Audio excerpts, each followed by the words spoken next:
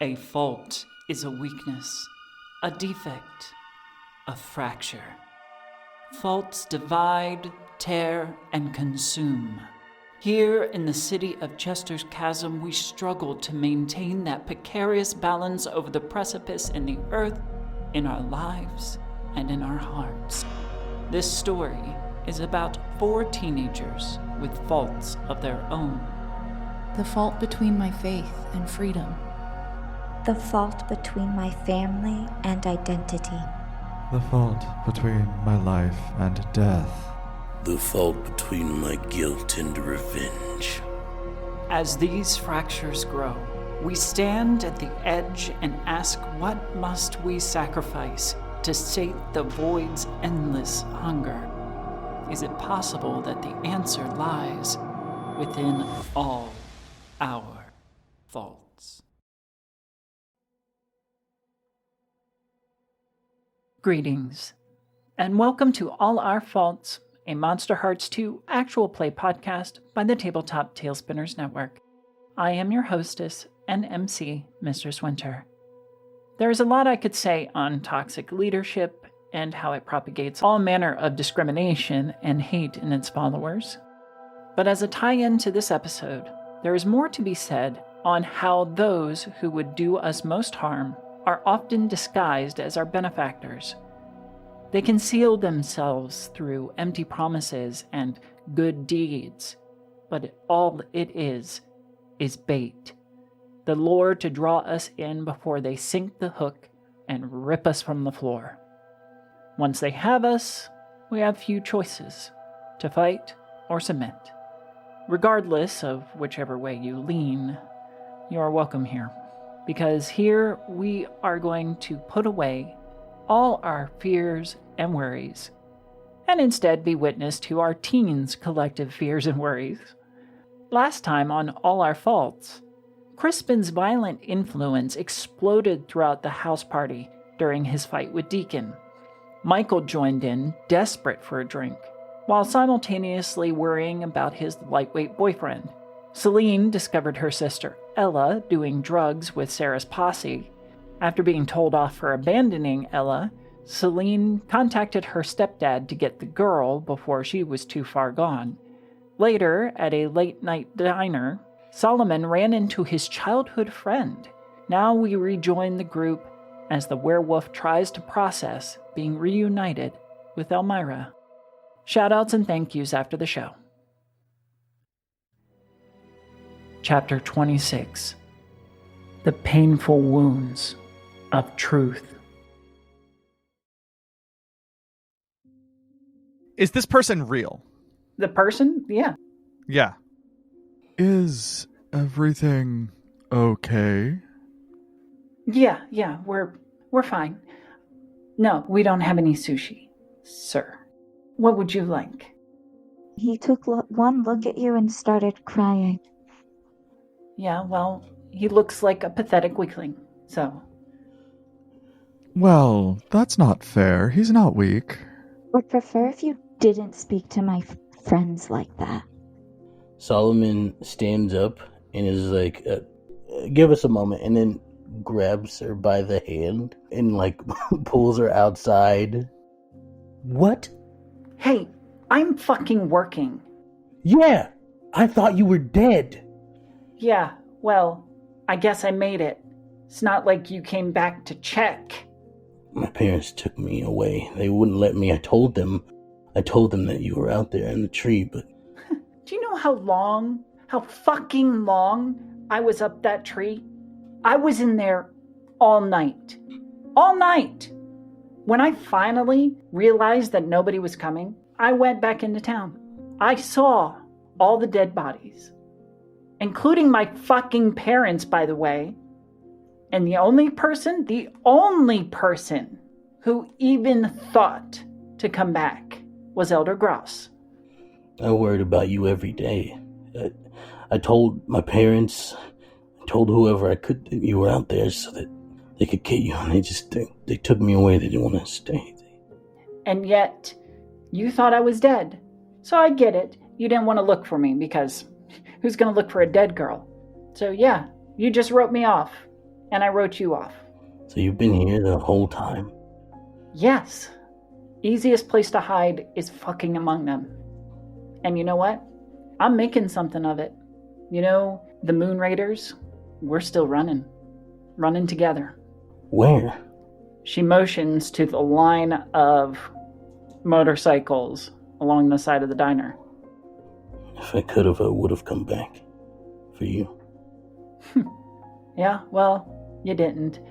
And now you don't need to. You can fucking go about your life, wherever you've been, whatever you've been doing, because I got my pack, and I'm doing just fine. Now, do you want some fucking food or not? No. No. I'm gonna go take a walk. Fine. Nice to see you. It was everything, seeing you again. Give me either a shut someone down or turn someone on. Oh. It's either hot or cold. Pick one. Alright, well, we're going to turn someone on then, because it's a better one for me here. Fair enough. Oh, nice. That is a 9. So on a 9, they can either give you a string or choose one of the reactions. And I think in this case, she's going to give you a string as she watches you walk away before turning in a huff and heading back inside to where Michael, Saline, and William are still sitting at the booth. Now, do you want some fucking food or not? Yeah. Hi. Where's Solomon? He went for a walk. I'm gonna say, which way? Points. And I will slide out of the booth and go after him. Wait. Can I have my car keys back? Please. You catch me before I leave, so I just take them out of my pocket and toss them back towards you. I'm literally not even looking back at you when I throw them. Alright, thanks. And as the door shutting, you just hear Saline, don't die. Can we get some damn hash browns and coffee, please? Just a pile of food. You fucking got it. Thank you. And she scribbles very angrily on her pad and takes it back to the cooks. William, are you okay? Starch would probably be very good for the stomach. Help calm it. Yeah, you can't science your way out of being drunk. You gotta eat food, sweetheart.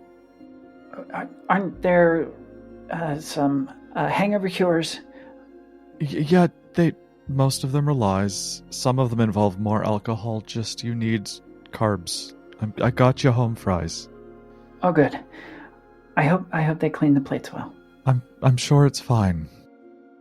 Saline is chasing after Solomon. Yep, I'm gonna go in the direction. Solomon, are you far enough away at this point that I can't see you, or do you think you're walking slowly? Yeah, I don't think he's particularly, because he's thinking a lot right now. There's a lot of emotion running through, and so I don't think he's moving very fast. I think he's going much slower than he usually walks.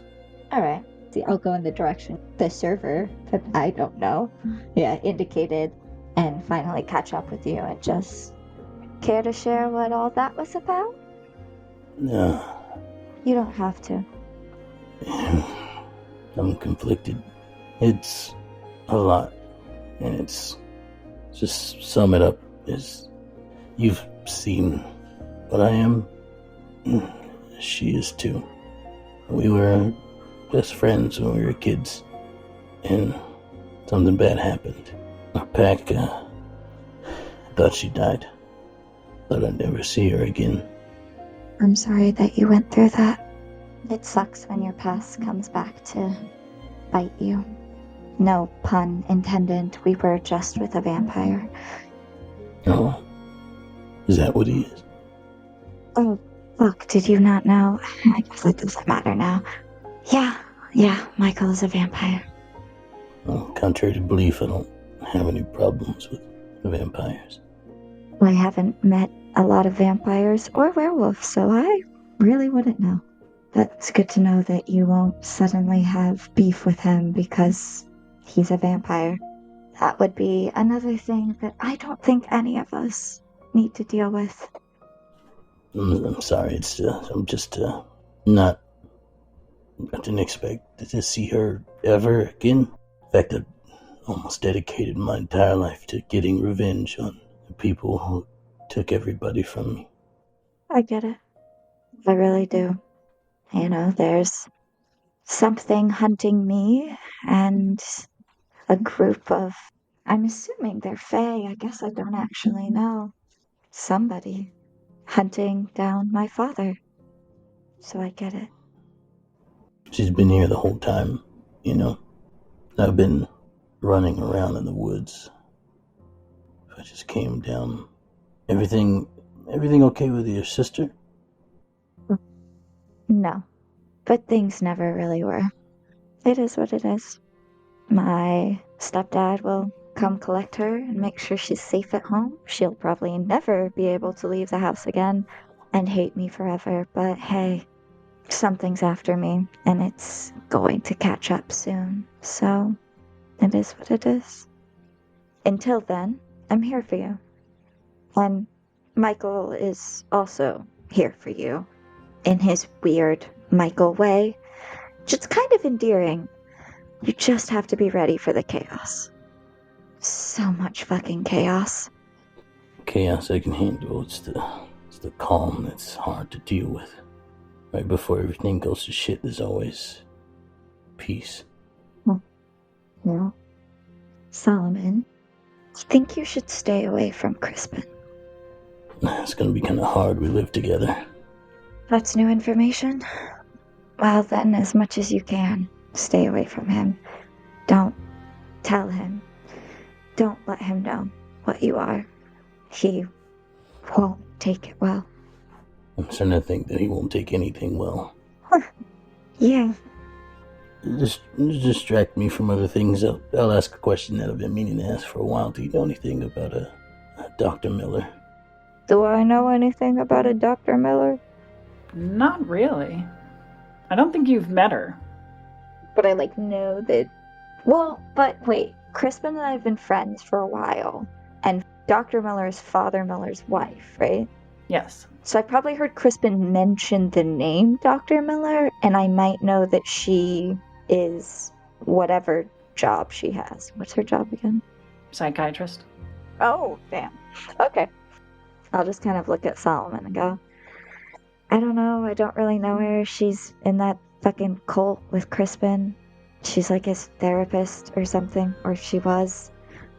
I don't know if he's been seeing her anymore. I'm gonna be real honest. But, he mentioned her a couple times.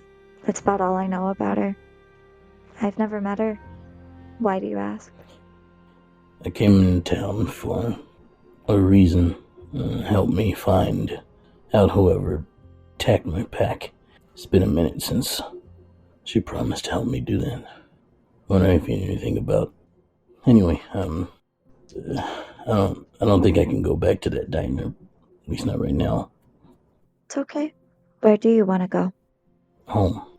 Not home, but home. I think I need to go back to where my pack used to live. And where is that? Too far from where I live. In the woods. Do you want company? Sure. Why not?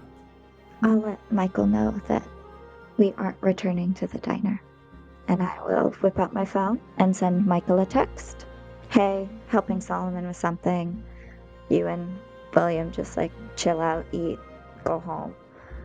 But then I'll send another text that just if anything happens, if you need anything, text me or call me.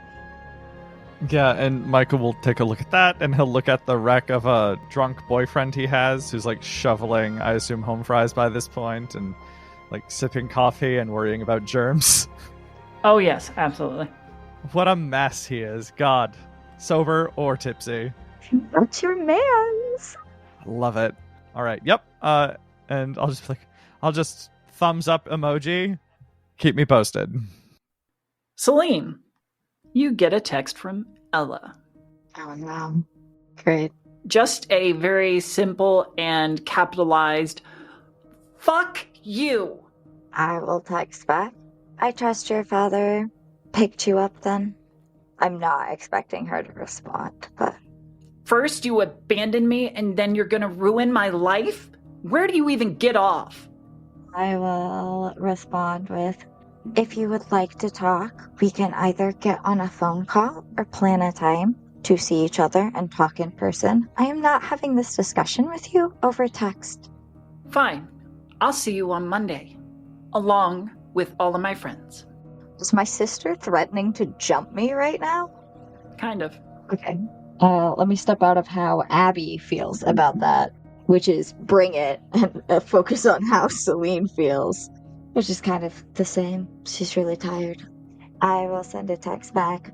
We can talk alone or not at all. You'll get those, the 3 typing dots for quite a bit. For so long. Oh, that drives me nuts. So anxiety-inducing. Watch your back, bitch. Because it's not me you have to worry about. Alright, I will send back. Are you threatening me? Are you threatening for your friends to jump me? Oh, I don't have to threaten anything. They've already made up their minds. Again, gotta send back. And you're just okay with your friends intending to jump me? Do you not see how crazy that sounds? She'll send back, well, maybe you'll learn to leave me the fuck alone since you've already left. For the 1000th time, our mother kicked me out of the house. That is bullshit, and you know it. Well, I'm just gonna send her a text back. Think what you want. You've obviously already made up your mind. If you want to talk, I'm here. We can talk alone without your friends. And if your friends choose to jump me, fine, I fucking guess. Fucking just leave me alone. Get out of my life because you obviously don't want to be in it anyway. Oh my god. How old is Ella? She's 14. Yeah. I just can't. She's so 14. And it's really hard. It's really hard. Saline's just gonna send back. Oh, do I want to do this? Yeah. Saline's just gonna send back K. All right. You do not receive any further texts. And did I ever receive something from my stepdad? Looks like I left him a voicemail, right? At the party. Did he ever say anything? Yes, he would have sent you a text. Thank you for looking out for your sister. How are you holding up? Do you need anything? You can always call. I will respond to his, how are you holding up, with just, I'm fine. Don't worry about me, and then not really interact at all other than that. Okay. Love you. Aw, he's so sweet. He's the only member of my family who treats me well. That's crazy. I'll just send a heart back. Okay. Solomon is probably trying to find the pack that Elmira mentioned. Won't approach them, but will very much try to pinpoint where it is they hang out. You will find that the diner, the Silver Galleon, is a regular spot for their hangout. There's a large area past the counter where you see a lot of biker-esque individuals carousing and laughing with each other, while Elmira serves the regular customers and keeps them from the back portion. So you're revisiting the diner then, Solomon? Yeah, from a distance. I don't want to go in there and then have Elmira get mad at me again. I don't think I can handle that emotionally at this point in time. He's probably not at all actually stealthy about it, but he's very, very obviously probably has on a big trench coat and a hat.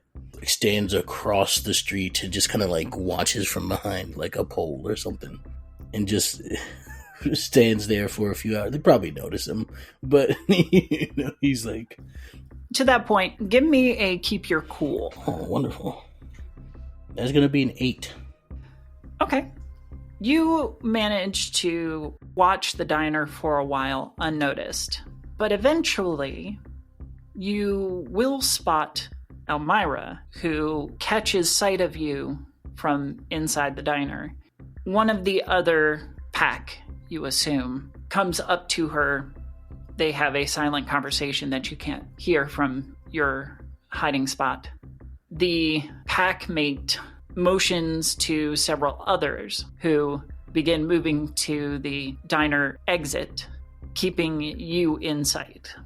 If I see them, see me, see them, then I will... It is a very, if eye contact is made, I hold it, and I don't look away. This type of guy Solomon is. I don't do anything, but I do just watch until they are fully dispersed. Well, they're not dispersing. They exit the diner, and they are charging toward you. Oh, lovely. So they're coming at me. All right, Jack is coming off, and so is the hat. Because I will fight back. The members of the pack fan out into a semicircle as they approach.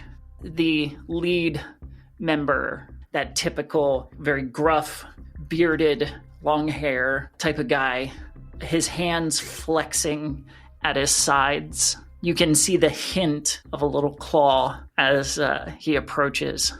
What you doing here, pup? You just call me a pup? Yeah. Squirt. I'd rather you address me more respectably first before I answer anything. So I'll let you try one more time. I asked you a question, and I don't take shit from Packless. Headbutt. I headbutt him. Give me a lash out physically. So that's going to be a 9. Okay. You'll do harm, but you pick one. They find out something about your true nature. I decide how bad that harm turns out, or you become your darkest self. And I don't think this is a darkest self situation. But I think I'll go with you decide how bad the harm turns out. He wasn't fully expecting you to attack so abruptly. So he takes your forehead to the mouth. He stumbles back and checks his busted lip. Game on. And you are going to be jumped by about half a dozen individuals. Bring it on. No matter how many people are surrounding me, I only go for that guy. Only go for that guy. Okay. In this scrap, you'll take 1 harm as they come at you sporadically. Not exactly one by one, but more in a synchronized, one attacks, backs up, the next one comes at you from a different angle, and another one. They are essentially taking swipes and bites at you if they were to use teeth and claw, but in this case, they're showing some restraint. They haven't brought the claws out yet, but the blows are coming in. What would you like to do? Are you going to continue the fight? As long as they do, yes. Again, I don't attack anyone but the guy who disrespected me with words. No one else has said anything disrespectful besides just punching me, which Solomon is like, I understand that. But just coming up to me and calling me a pup out of nowhere, you got to give me more respect than that. So I'm only, after everyone goes, I only, I do try to block or anything, but, whatever happens, but I only attack that one person. Very much so. Okay. Give me another lash out physically. Let's see how well you keep doing. I do have Sin to Blood, which gives me add 1 to rolls against all who've been harmed in this scene. Oh, that's a nice roll. 13. Whew. Actually, no, that's a 14 because I have an extra 1 for the Sin to Blood. You are in this fight, and your youthful prowess is allowing you to keep up, dodging blows and delivering them when the leader has an opening. The rest of the pack doubles their efforts and begin to pull out small weapons, brass knuckles, small knives that they swipe at you. Take another harm. Unfortunately, Solomon is hard-headed. Next round. Lash out physically, please. All right, here we go. It's going to be a great time, I think. That's 7 so 10. You show no signs of slowing. Despite multiple wounds that you're taking, they are superficial, and you are barely feeling them as you continue to lay into this guy, who is looking rough. You've bloodied his nose. He's definitely going to have a shiner. He's looking dizzy. I also have primal dominance, so when I harm someone, I take a string on them. That would be 2 strings there, I believe, correct? Well, technically it'd be 3. Oh, gotcha. Well, I forget what all we could do with the strings. I don't have the book open right now, but... You can do a number of things, but go ahead. What would you like to do with it? I'm going to look at this guy, and I'm just going to, as all these other people are coming in at me, grab him by the collar and say, kneel. And I'll use my string. You manage to shove off some of your attackers. Land another solid blow into this guy's gut. He drops to his knees, simply out of lack of air. He still has a look of defiance and just rage on his face.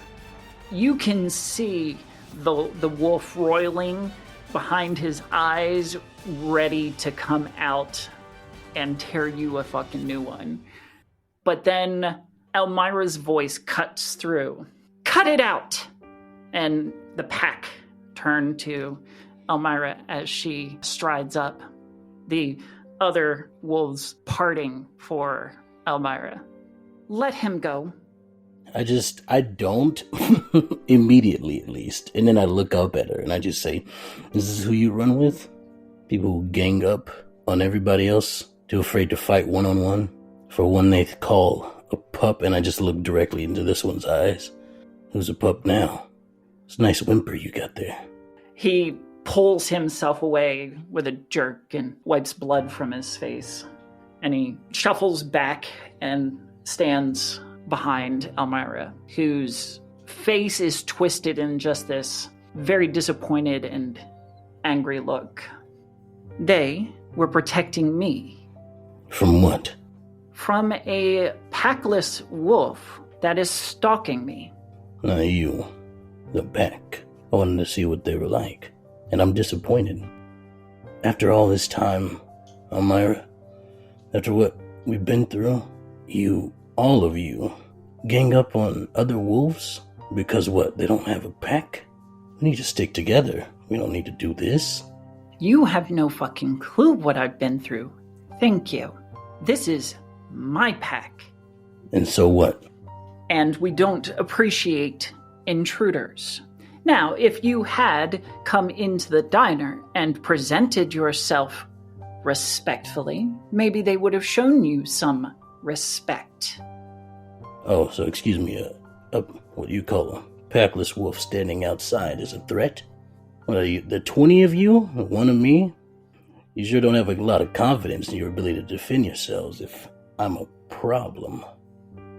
Yes, well, some of my pack are a little overprotective, and she shoots a glare over her shoulder, cowing the wolf that you've been fighting. But it's done out of love. Got it. Tell you what, next time, I'll walk in. And next time, and I look directly at the one I beat to shit, I expect to be addressed properly. Elmira chuckles. You'll be addressed however the fuck I want you to be addressed. And you've got to earn that respect. What's your problem with me? Why you hate me so much? I didn't say I hate you. Angry at you. Abandoned, yes. And you just sweep in here like it's no big thing that you've been gone for 10 years? Something like that? I thought you died. I haven't been gone. I've been up in the woods. Well, it's not like you came looking, so. It's hard to do that when you're alone. I'm not going to go into how easily it is to leave your fucking forest with you? Because you've obviously found your way out. All I'm going to say is, you made your choices, and I made mine, and I think I turned out pretty good. I've got a family again. Maybe those without shouldn't be coming at me for something that I have. If you'd rather prefer to turn away every wolf that comes your way, that's fine. There's no need to insult. Give me a shut someone down. Oh, lovely. This will be good. Maybe. No, it's not. Oh, that's a 6. Insult. How about the insult of you attacking my pack? That seems like a big insult to me. It disrespected me first. You haven't earned it. What do I have to do to earn respect? What, come lick your boots or some shit? Hardly. But I guess you'll not find out now. Maybe if you were a bit more civil, contrite, then maybe we could have talked. I look around at the knives and knives and knuckle dusters on everybody's hands, and I go, yeah, civil, of course. One teenager against 17 other people with knives and weapons. That's civil. You provoked. You were a threat. One teenager standing across the street is a threat. Surely, you'll have better defenses than that. Or maybe not, actually, considering how, even with the knives and the other weapons, I'm still standing. We are going around in circles. Very, very simply, you have proven that you are a danger. And if you don't want me to have the entire pack leave you in the fucking gutter as a bloody fucking mess, go the fuck home. And she turns on her heel and heads back to the diner. I look at the one that was standing behind her and I was going, you should get that checked out. Might get infected. He spits blood at your feet. As the wolves linger for just a moment longer to watch you, watch Elmira's back before they turn and head back to the diner. I don't leave until they're all inside, and then I do leave. All right. Okay. And one last thing that I want to do before we call it for the evening. Now, I assume that Crispin goes back to Dr. Miller's house. Yeah. Okay. We're going to make Dr. Miller a bit of a dramatic bitch. As you step into the dark cabin, you can just make out her silhouette before she clicks on the light, illuminating just herself. Good evening, Crispin. There you are. I've been looking for you. So it seems. Care to have a seat and we can discuss what's on your mind? Yeah, I'd like that very much. It's been a while and there's been so very much on my mind. I can tell. And Crispin will take a seat opposite her and fold his hands politely in his lap and wait. You seem to have a lot weighing on you. Well, as I have said before, I am here for you. What would you like to get off your chest? Let's start with the fact that I've never met a single person who hasn't spent our entire relationship lying to me. Care to elaborate? My friends. You've heard me talk about them. You've heard me express concern for them. Turns out, I was wrong. They aren't in danger from me. They are the danger. And what's more, I think I'm the only person who didn't know. My father has been raising me my entire life to take his place, to make the family proud, to protect the faith. But when it came time for my vigil, I was sent out into the forest with a bunch of mundane people and a group of monsters. And either my father knew that and was sending me to my death, or my father didn't know it and is an idiot. Either way, my entire life has been a lie. My mother is insane.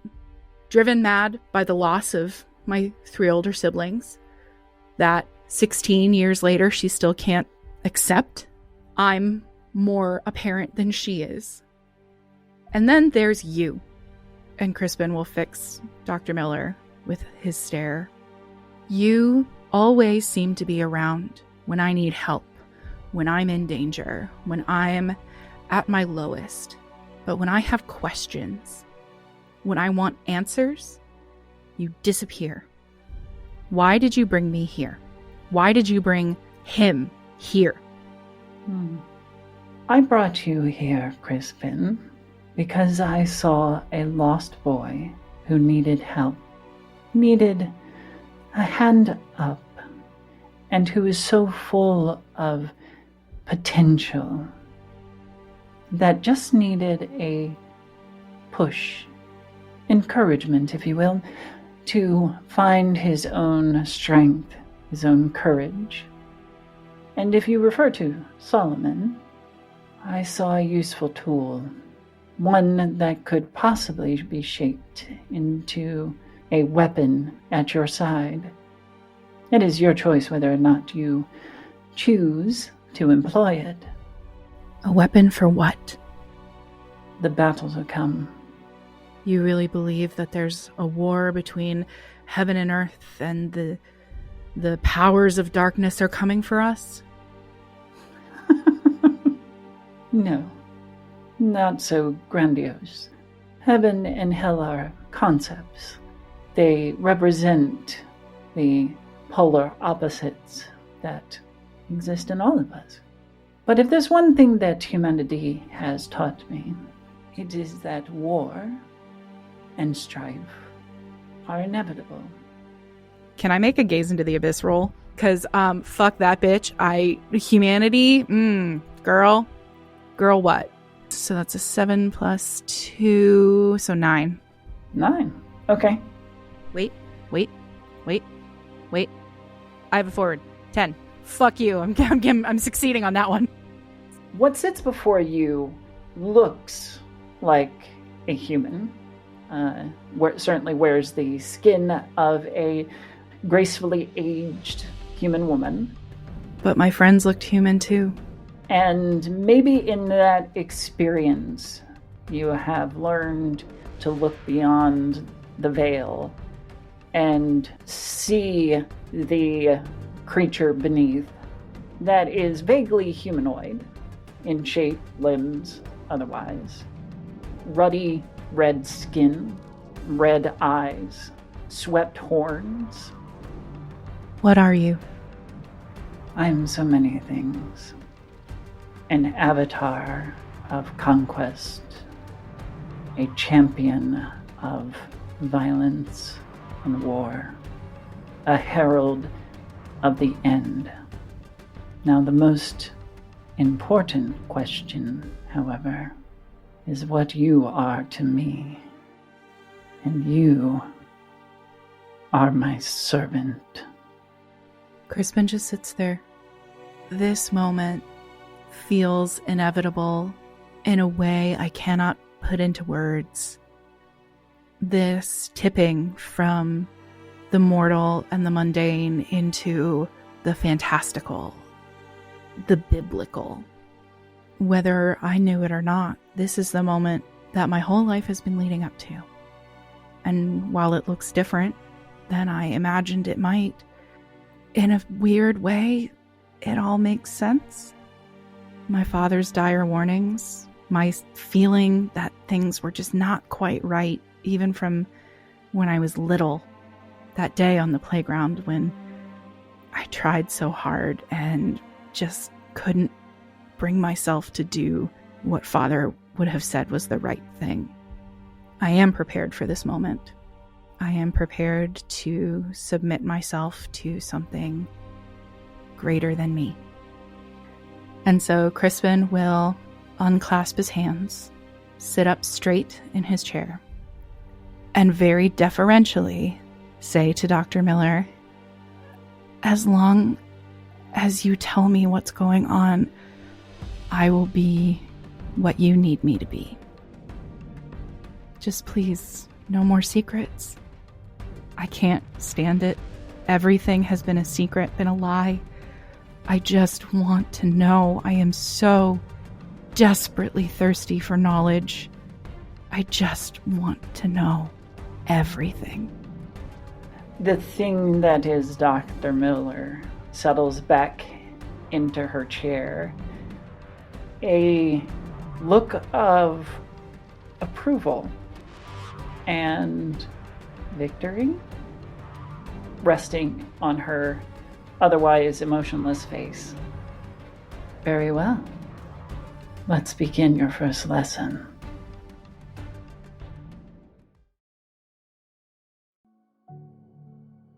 Thank you to the Tabletop Talespinners Network and director Emma Kocar for all that you do for us.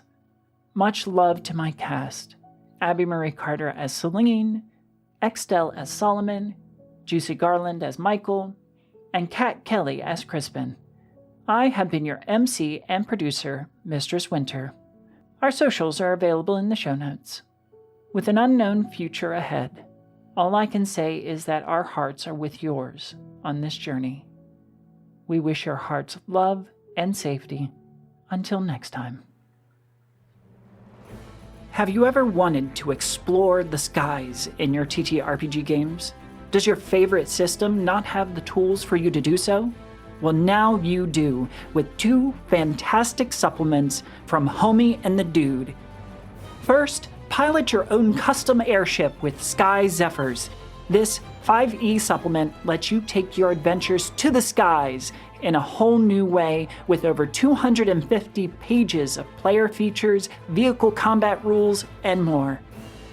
Speaking of adventure, there's no better aerial adventure for any TTRPG than the Studio Ghibli-inspired Wandering Tavern. Let it float into your latest campaign with plenty of plot hooks to either start or continue your party's adventure there. And, in true Ghibli fashion, it has real-world recipes for the fantastical foods your party could eat. So, want to take to the skies with your friends and support a father-son-led TTRPG company in the process? Use code TTN123 at checkout and get 10% off your purchase at www.homieandthedude.com or through the link in the show notes. See you in the clouds. This has been a tale from the Tabletop Talespinners Network.